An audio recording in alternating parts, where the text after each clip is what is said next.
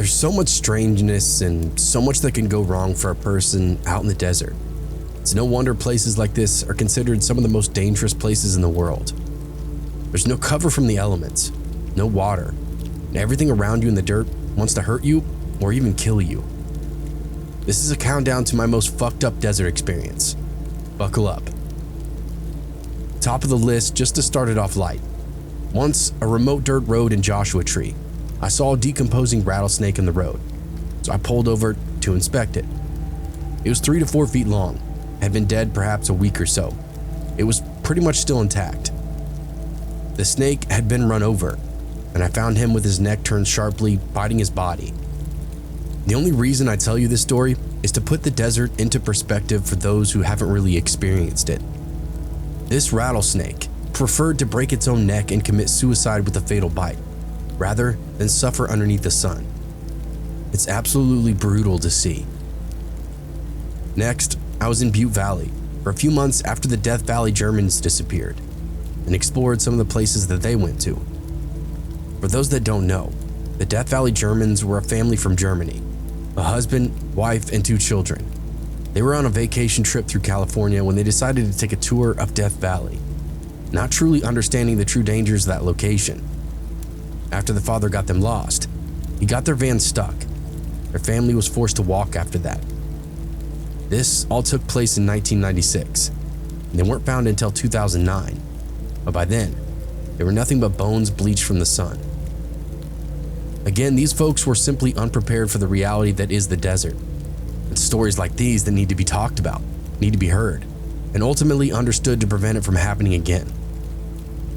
Too many silly day trippers head out into seriously dangerous territory, only to find themselves stuck, lost, or both. And rescue services don't even know where to begin in the terms of searching for them. Without the proper precautions, attempts at retrieval will almost be always too late. It was a shame, because there was 2 well-equipped cabins they passed less than an hour walk, where they could have thrived for a month if necessary. In the opposite direction, the wash is soft and sandy, and walking it was like walking down an escalator on the few steep parts. It intersects with the road eventually, and the lights of the distant town of Shoutout are visible along that canyon as well. Instead, it turned out they made this grueling hike over an extremely difficult mountain range, expecting to run into guards that would be patrolling the remote military base that they saw on the map, when in fact it's actually a seldom used bombing range, protected by the remoteness and inaccessibility. It's really remote out there, and occasionally spooky at night if you're all alone. When I went camping out in that area, I could see fires burning off in the distance. Some looked like well-placed campsites, but others were literally smack dab in the middle of nowhere, almost where one would expect a wildfire to be.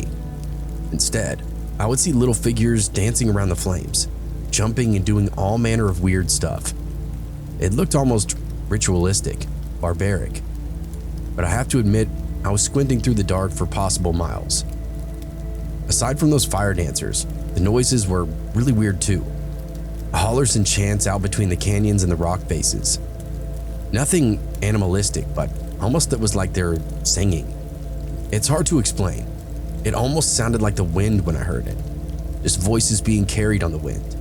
And since it's just rolling desert out there, the sound has this creepy way of carrying itself from one area to another.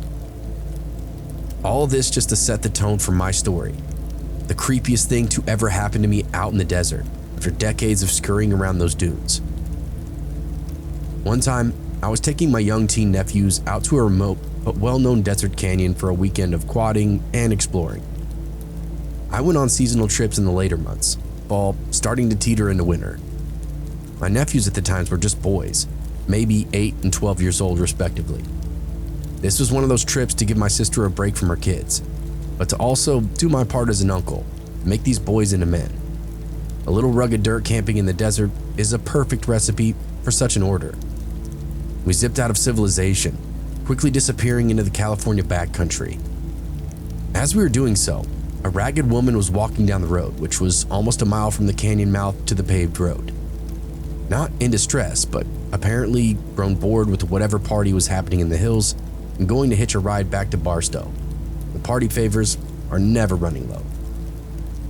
Cats of this variety weren't too uncommon.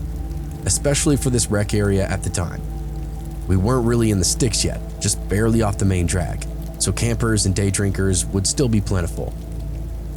There's no room to drive around her, so I slowed down and stopped a good distance away. She kept walking toward a motorhome at the same pace until she got to the bumper and just stopped, then stared at me with this ragged tweaker face. We looked at one another, engine still idling, as my nephews waited in the back for something to happen. "Is she okay?" one of them asked. "I don't know," was the only thing I could reply with. "Should we help her?" "Absolutely not," I said very clearly. This wasn't a situation where you stopped, let alone open the door for someone with a face like that. Still, I understood where my nephews were coming from. They were good kids. This woman did kind of look distressed, like someone you might reach a hand out to help. After a minute or two, I was wondering if I was going to have to get out and move her so we could continue down the road. She had this determined look, then started marching around to the passenger side. As soon as she was clear of the front, I gunned it and drove off, before she could even start trying on our doors.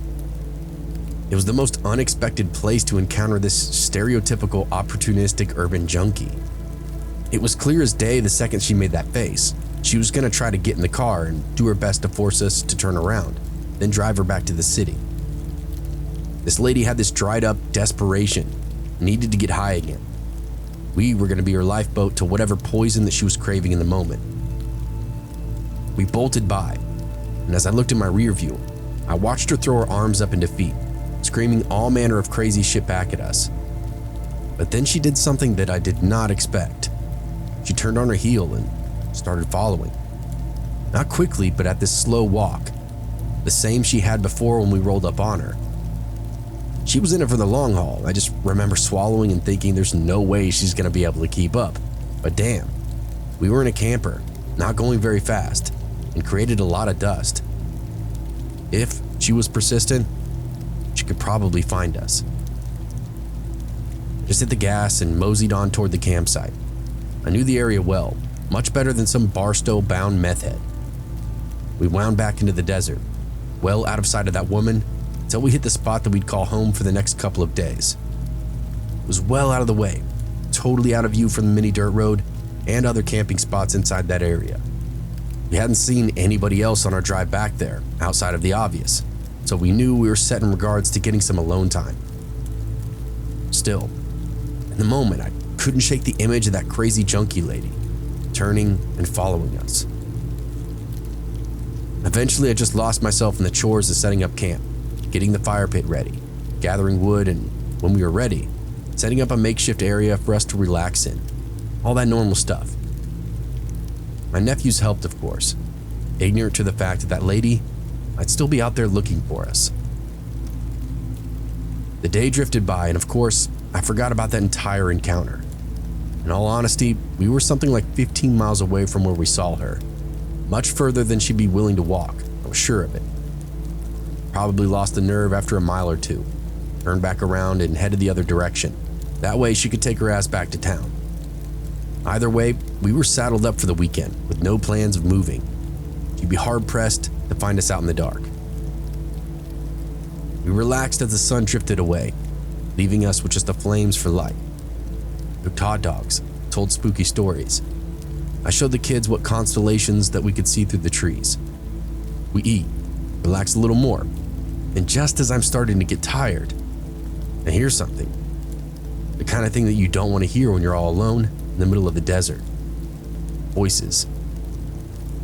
They seemed far off at first, but soon I could make out the cadence. The voices, the words. It sounded like 2 or 3 more people, a girl and at least one guy. I relaxed, thinking it was just some other campers out for a late night stroll, or maybe even coming back from the spring around the bend where a little swimming could be done if wanted. "I told you it was them," a voice screeched from just outside view. Me and the boys jumped at the sound, unsure of who or what was around us. Before I could even get up, she strolled into the firelight, pointing an accusatory finger directly at me.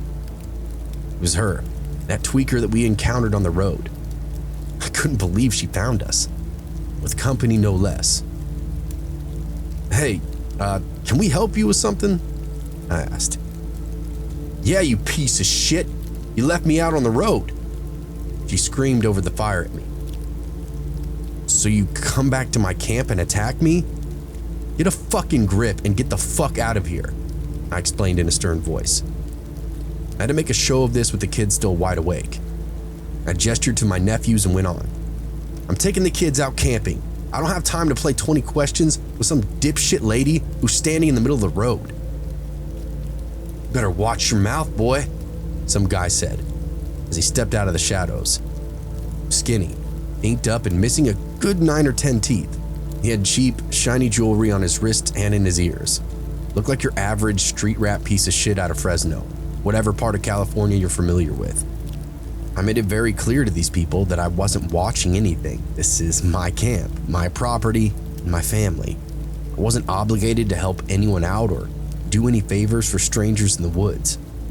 The fact that they tracked me down was grounds enough for self-defense, or maybe just a call to the sheriff's office. This didn't have the effect that I thought it would. Instead of tucking tail and going back into the darkness, they doubled down. They started screaming all kinds of threats and insults. I ushered both boys into the RV, who were quickly getting very upset before turning back and casually talking to the people. What I really was doing was packing up our loose belongings, all the stuff that mattered, and tucking it into the storage areas of the RV. The whole time I was just pacifying, trying to talk, but more as a distraction. That was until Tweaker Dude picked up a rock, then threatened to smash my head in. At this point, I fronted like I had a gun, which I did. It was just inside the RV. I reached into my back waistline, and that made the guy freeze up for a second. Just long enough for me to literally drive full bore through the door and inside the RV. I locked up behind me and ran for the driver's seat. By the time I got there, this asshole was smashing the outside of the RV with a rock. I was pissed, but I didn't have any other options other than flight. I fired up the engine, shifted, and then started that slow slog back to the main campgrounds. When the headlights lit up, I was in total shock. There were at least 6 or 7 more tweakers, all milling around out in the rocks outside of camp, waiting to see what happened. It dawned on me then, this was some kind of setup or something. We were in the middle of a campsite robbery out in the middle of nowhere. I gunned it at this point. There was no chance of me and the boys getting trapped out there with all of them. God knows what they'd do to us after they got us outside the RV. I had a pistol with 8 rounds in it, unchambered, as well as a 20-gauge single-barrel bird gun, also unloaded. The time it would take me to get into gear and load them up, they'd have all the windows smashed out, would be on top of me already. Driving was the best and only option for us in the moment. I looked in the rear view as I swerved out of the campsite and finally saw some good news. Not a single person tried to follow us. We rambled onward, as the meager pile of belongings I'd left behind I guess were enough to distract them all. There's a hammock, a couple of folding chairs, maybe even a small empty cooler. Stuff I could easily replace. Besides, there wasn't a cost for protecting my nephews. They were obviously top priority. We rambled out of the canyon as quickly as that RV would allow us. The boys finally calmed down once we left that chaos behind. Everything seemed to wind down. Stars twinkled overhead. I tried to enjoy our escape as much as we could. Up ahead though, as we closed in on that paved roadway, I saw some headlights cutting through the brush. I figured I'd flash them with my brights and speak to them through the window if I could. Warn them about those thieves out in the campground tonight. To my utter surprise, it was a pair of sheriffs with the game warden in tow. They'd all received reports of a group of lunatics roaming the area. I confirmed everything that they heard, told them exactly where they could find them, then proceeded on our way back home. There's no way I was going to make those kids sleep out there with the police combing the forest. It was better to go back to the lake or something, somewhere more populated and civilized. That's exactly what we did. And that, folks, is my crazy desert tweaker story. I hope you enjoyed it.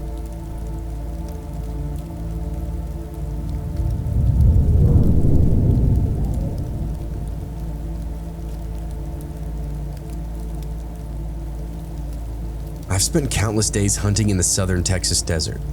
It's It's where my family is from, and I grew up dusting critters from 100 yards under the careful supervision of my pop and granddad. And over time, I became a solid hunter all on my own. I've bagged just about everything you can along the border, and I've done every kind of trip that you can, with family, with friends, or even by myself. It's a fun, if not therapeutic, investment of my time, and one that I've always really enjoyed. One trip haunts me though, and it was about 10 years ago. My buddies Tim and Carrie and I decided to solo hunt for wild pigs, boars as some folks call them. We've been coming to this region for years and knew the terrain like the back of our hand. Probably the best hunters out there of our immediate group of friends, which was one of the reasons we all wanted to go together. Keep the dead weight off and just bring back trophies every afternoon, compare the height and weight of our kills. The desert stretched out before us like an empty grave, sandy dunes rolling out in the distance. We set up camp in this secluded spot, far from any prying eyes.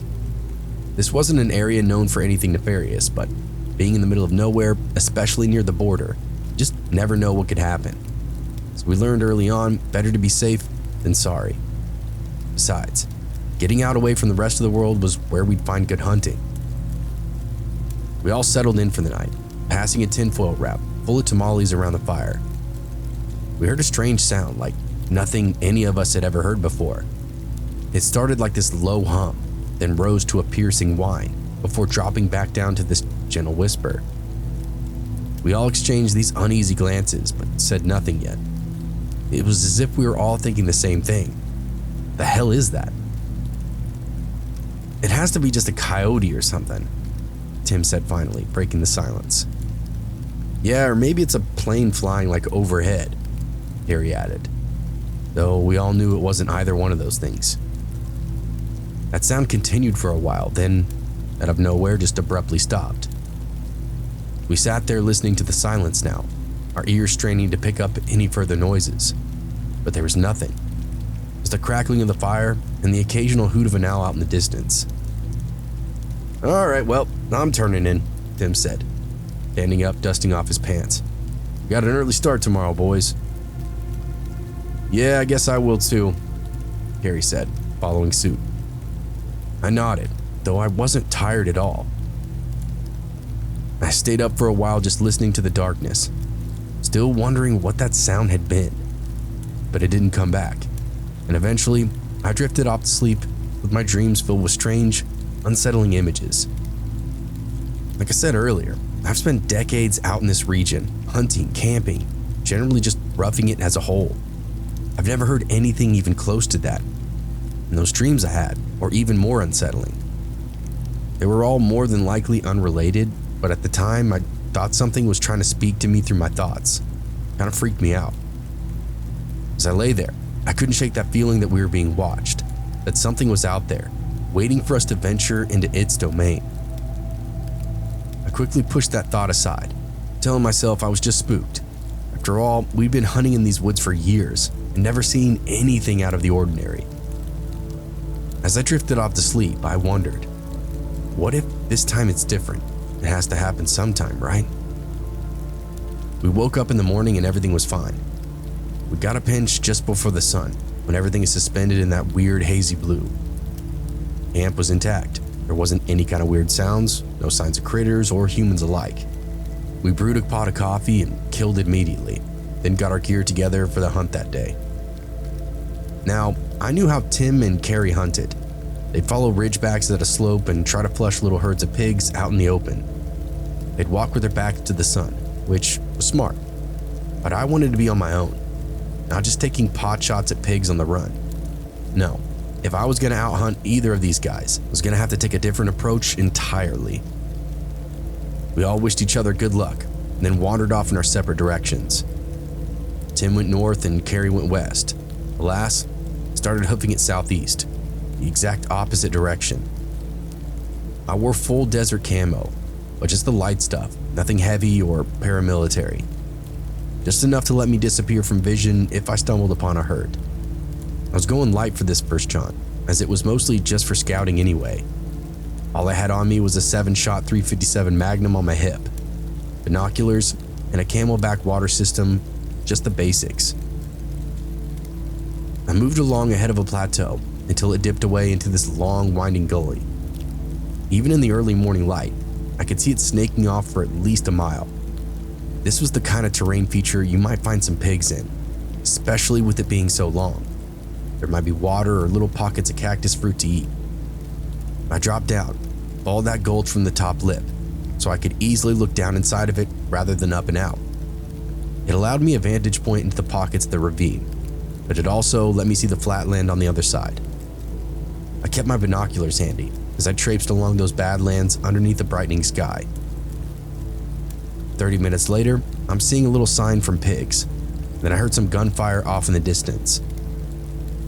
In the moment, it was kind of hard to tell which direction it had come from, but I thought maybe back west, the way my buddy had gone.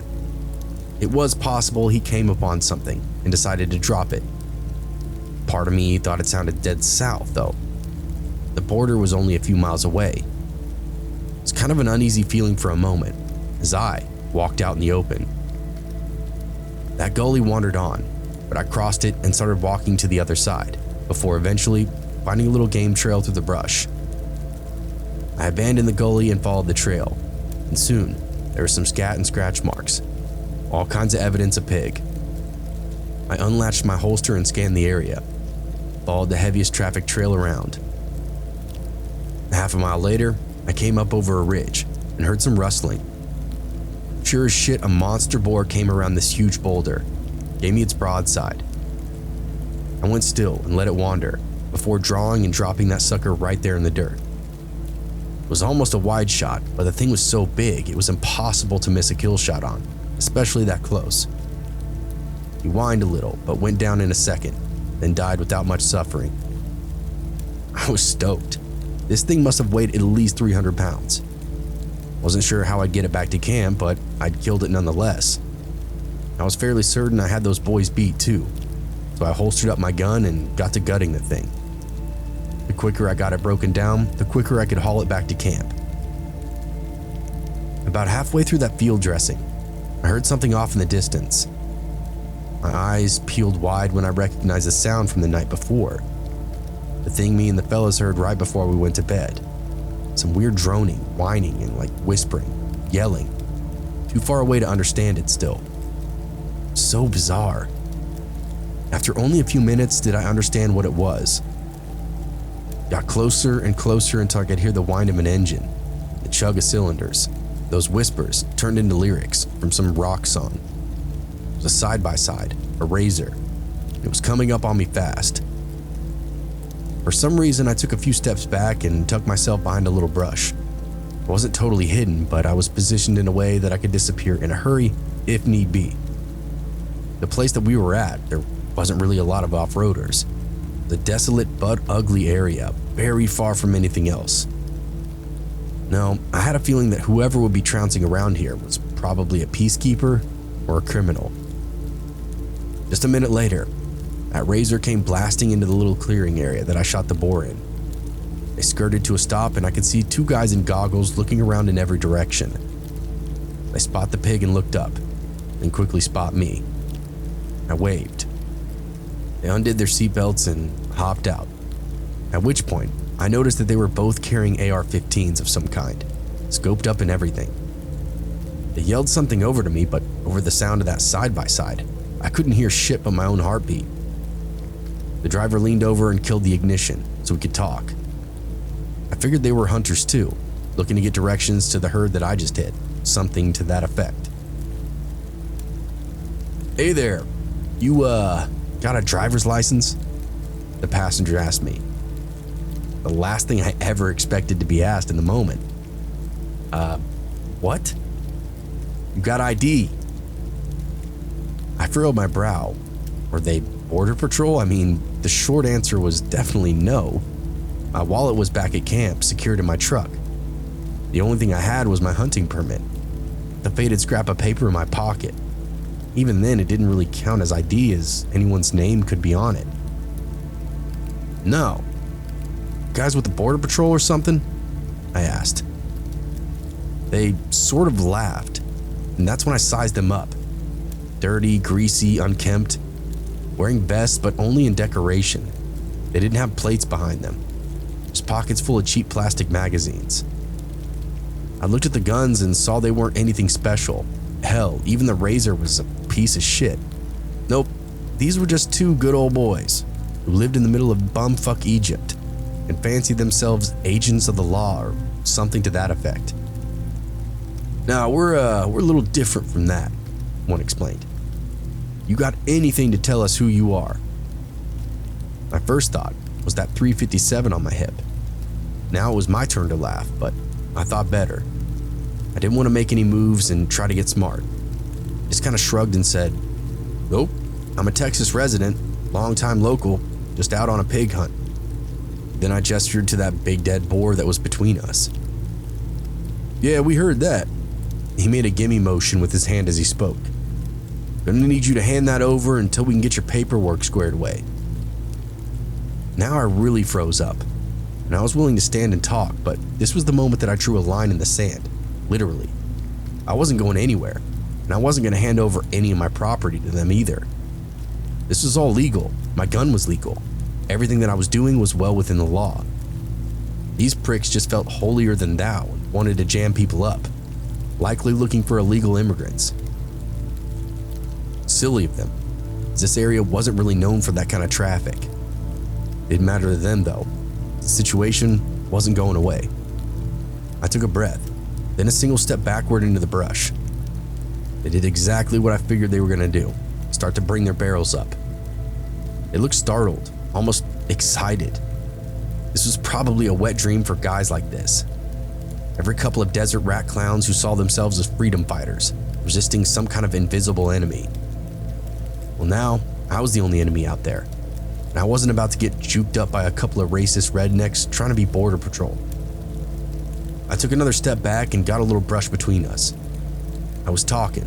I don't remember exactly what I was saying though. Probably something to the effect that they were out of line and didn't carry jurisdiction that anyone recognized. I remember my hand coming up to my handle of my pistol, but I didn't draw. Just a comfort. Someone did draw though.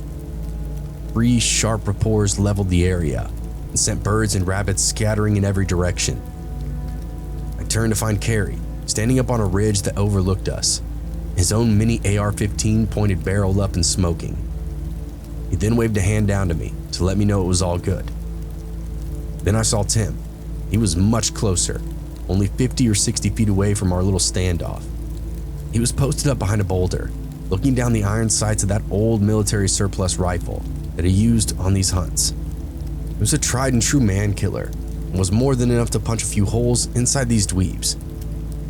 Once Tim and I made eye contact, he slipped around from the boulder and started approaching me, never taking his rifle off the guys and their razor. "What's going on?" he asked. "Nothing, I downed a pig when these fellows rolled up on me on their side-by-side," I explained. "That racket sound familiar to you?" "Oh yeah," Tim nodded. "Same shit from last night, right?" "Yup," I said. "Now, remind me what you boys need again." I wish I could explain their look on their faces, like a couple of kids caught with their hands in the cookie jar. I mean pale, blank faces, tears bubbling up and ready to cry. They bit off way more than they could chew.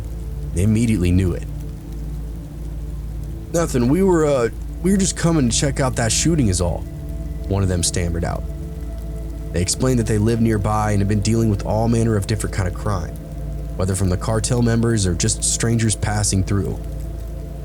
We explained that we were hunters, and the only problem we were having with criminals was them, right there in that moment. Ultimately, we just went our separate ways. We didn't hear that razor or their loud music the rest of our trip. Nobody else bothered us. It turned out that Carrie and Tim weren't having any kind of luck, so when they heard me take my shot, they decided to come and see if anything had gone down. Just as they came over that ridge, the razor came skating up near me. That's when they jumped up into action and decided to rescue me. Carrie took up that position on the high ground, while Tim snaked down to me to put a gun in their face. Thank God they did that, because those fellas rolled up on me ready to shoot, ready to tie me up and drag me behind their little off-road machine. The scary thing is it happened.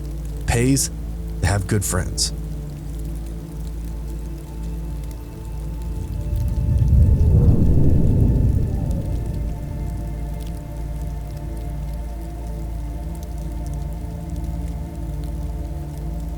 I spent my fair share of time in the desert, traversing the vast expanses of sand and rock as a registered land surveyor.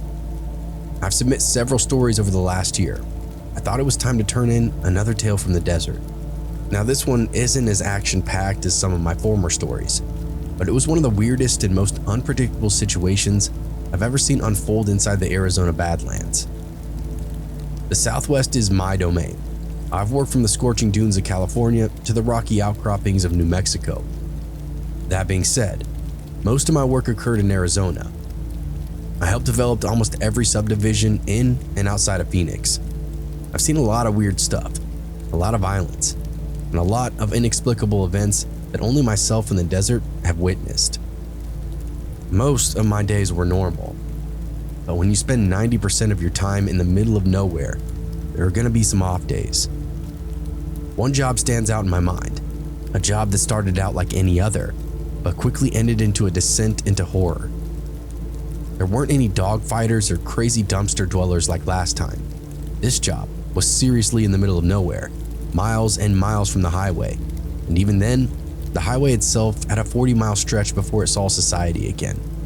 Just me, the sun, the sand, and my pile of GPS equipment, buzzing away at base camp. It was about 15 years ago, southeast of Phoenix, in a region so remote it made the middle of nowhere look like a bustling metropolis. I was working on a surveying project, mapping out the boundaries for a new development, making pretty good time at that. The rate I was moving, I was positioned to have the job finished early and wanted to keep it that way. Way off in the distance, I could see the silver streak of the highway and reflective traffic drifting in either direction. That's when I noticed an RV peel off the main road and onto a dusty side road. Now, this wasn't recreational area, not by a long shot. There's no water, no shade, just endless miles of sand and rock. I was taken aback, wondering what kind of tourists or campers would want to venture out this way, as the road they took would eventually lead them back to me. I paid them no more mind, just tried to focus on the job at hand.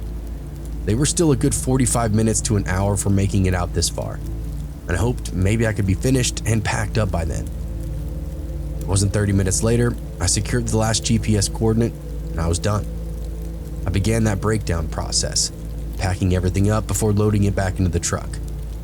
As I packed up my equipment for the day, I kept an eye on the RV, watching it as it drove erratically, swerving all over the road before finally coming to a stop.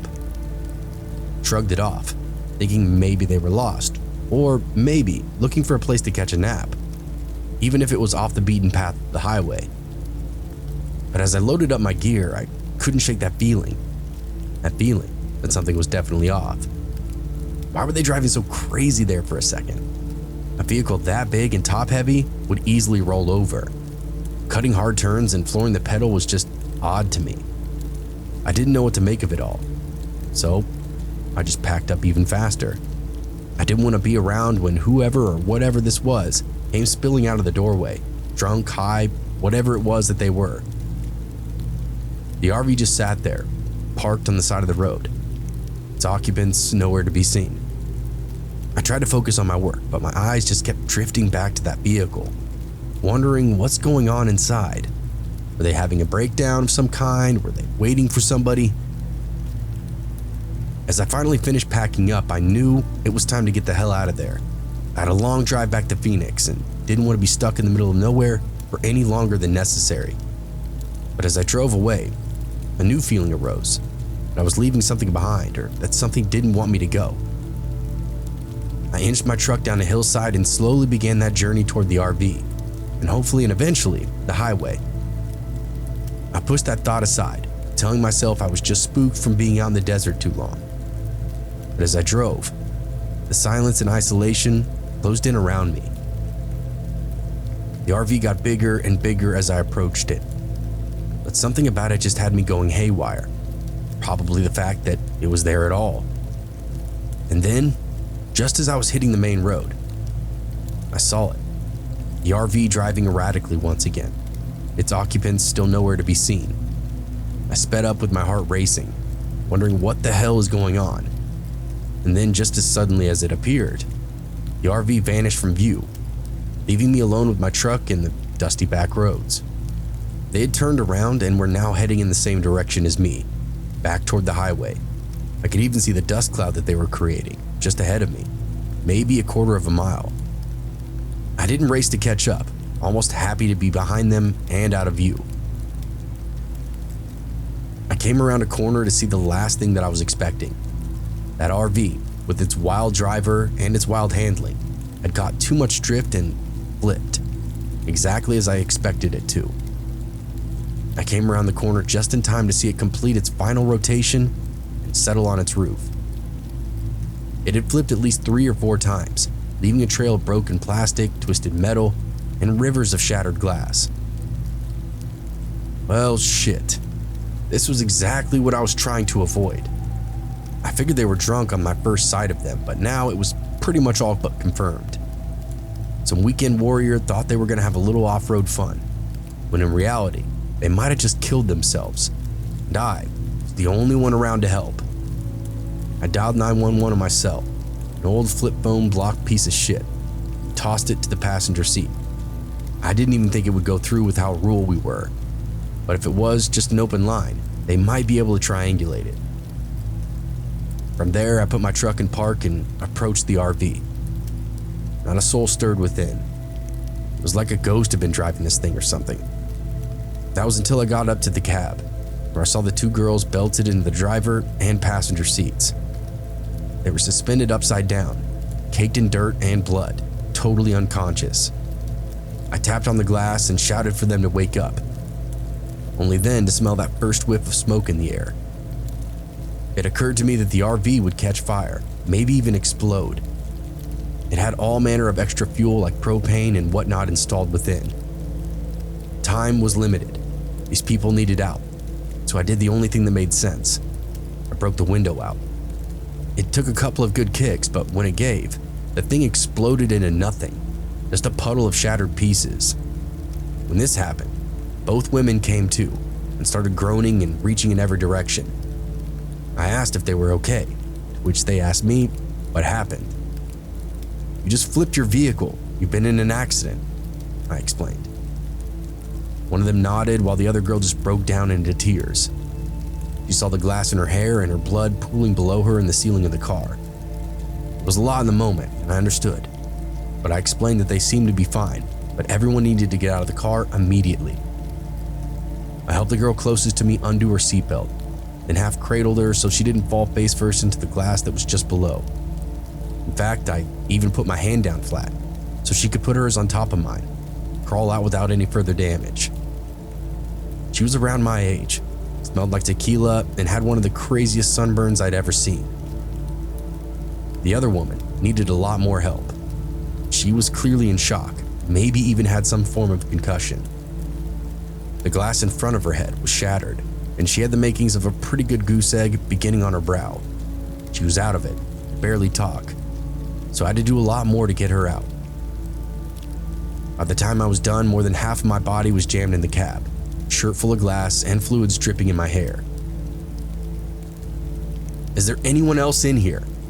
I hollered out to the 2 girls. I figured they had to be alone, but I started to shimmy backward. Yeah, one of them stammered out.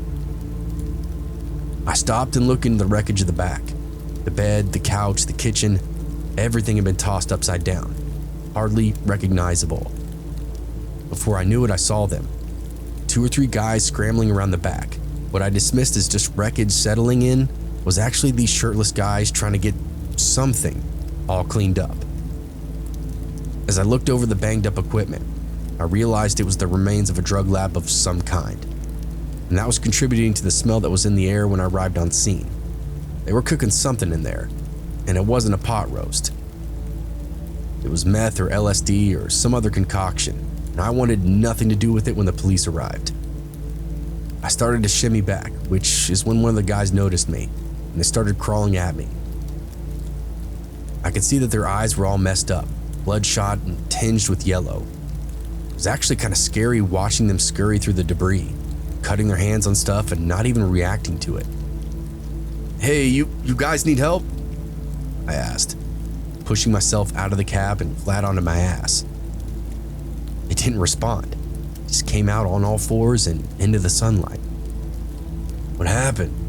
he asked me. "You guys flipped your ride," I explained, gesturing to the RV. He looked it over and ran his hands through his hair, then started screaming. This dude was so out of it, he didn't even know he was in a car accident. That explained the careless nature of the girls that'd been driving too. Didn't seem to have a care in the world. The other guys started coming out of the wreckage. One of them, which had what looked like organized prison tattoos all over his chest. They gave me some attention for a second, wherein I explained I was just a passerby and was trying to help. I hadn't made them crash or anything. They focused on each other after that, even started arguing a bit. They all seemed to be in a panic about their makeshift lab, not so much the RV. I took this opportunity to backpedal to my truck and get one foot in the door. I asked if they were good, if they needed any help, to which they said no and to go ahead and leave. I didn't need any convincing. I hopped in and checked my phone. Saw I had a few missed calls from a number that I didn't recognize. Figured the police had gotten my call. Dead reception areas like that, the service just goes in and out. I shifted into drive and went about my merry way. Back at the intersection where the dirt road met the highway, I ran into the first pair of DPS troopers heading out to investigate. I waved them down and gave them a little heads up on the situation. Drunk, possibly high, and possibly had a drug lab inside a crashed RV. I gave them a rough approximation of their location and said that they definitely couldn't miss it. Officers tipped their hats to me and got my name and number, then proceeded back into the desert. Never saw any of them again. Some of you may remember from my other story, my brother is a commander for the precinct within the Phoenix suburbs. I asked him a few months ago to later follow up with any information. He gave me the lowdown. It was exactly what I thought. Two couples, middle-aged, had made contact with a friend who'd just gotten out of prison. This ex-prisoner was a friend of the cartel adjacent and knew some clever ways to make a lot of cash. These two couples quickly got involved. After their first batch of whatever they were cooking and coming into their first windfall of cash, they partied way too hard and essentially went on a bender. They ended up out in the desert where I found them. Then the police found them. Word was they were all catching charges, and at least two of them would get prison time. The rest, I'm not sure. Like I always say and still say, you can never be too careful out in the desert.